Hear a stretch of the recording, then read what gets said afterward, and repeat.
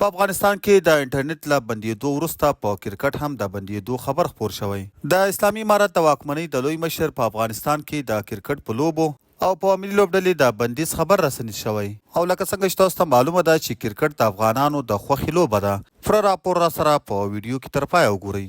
خبریال سمیع یوسفزي لیکلي یعنی په ټول ستر کندهار کې چې مشر ملا هیبت الله ته وایي چې انټرنیټ نن سبا په دنیا کې د انسانانو لپاره له اکسیجن څخه وروسته دویم حیاتي ضرورت دی او قطع کول یې نظام، ولس، تجارت، سفر، خبرې او هر څه له منځه وړي.